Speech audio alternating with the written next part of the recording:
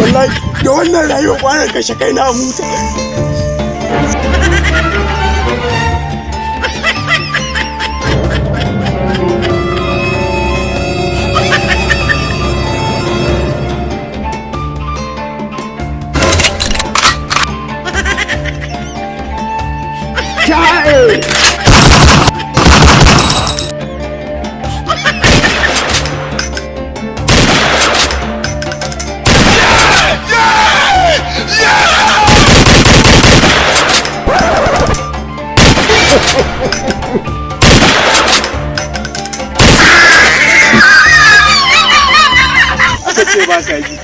A wannan marar da lokacin kashe kanka a bayan gari shege.